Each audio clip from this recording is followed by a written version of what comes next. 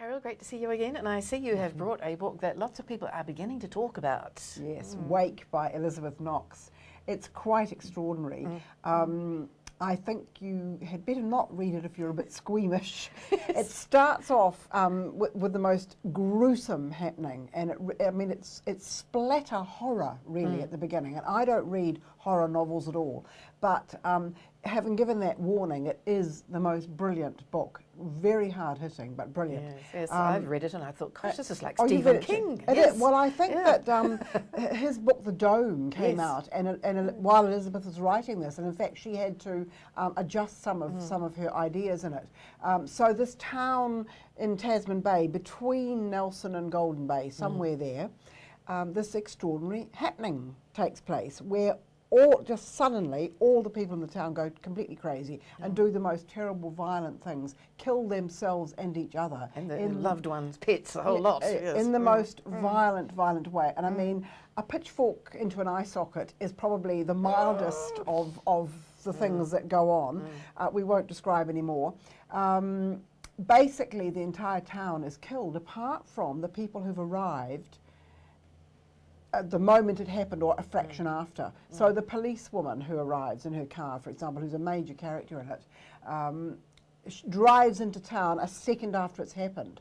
She can't get out again because this sort of strange force holds the whole town, so surrounds it, stops people getting in or out.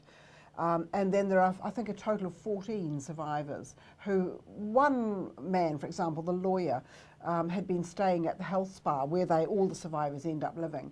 And he drove out of town, realised he had his cell phone charger still left in his room at the resort, so went back to get it and couldn't get back out again. And so they bury the bodies, obviously, and deal with the horrors that they have witnessed, deal with hundreds of dead bodies, and then have to survive in a situation in which they are completely trapped. And I really found it absolutely riveting. I mean, the minute I started, I had to keep going, and then I had to keep going.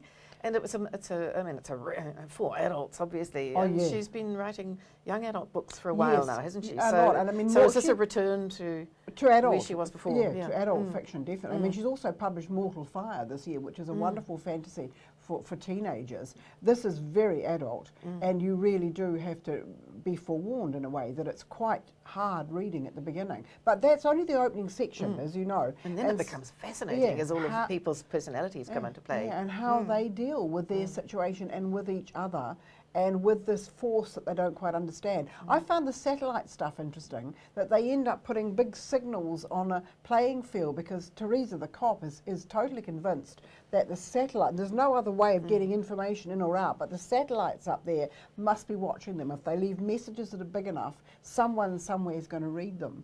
So all that stuff was interesting as well. And it's also very New Zealand, isn't it? In that there's a place there for kakapo breeding, which has to be looked after. And so it's very much a New Zealand book. And she's one of the survivors, the dock worker who looks after the kakapo and that whole reserve, is a good friend of Teresa's. One of the reasons she was driving into town was to visit her. And she's one of the survivors. And feeding the kakapo and keeping the kakapo alive becomes more important to her than keeping the humans alive, really. This is going to be this year's beach summer reading book, really, isn't it? You can see this being read in a million hammocks on around hotels, I just wouldn't read it when you're eating your picnic. No, because it is quite bloody, yes. But I will be very surprised if it's not a prize winner in next year's Book Awards, don't you think? Yeah, I think it's quite extraordinary. Yeah, great thing. Thank you so much, Carole. It's a pleasure.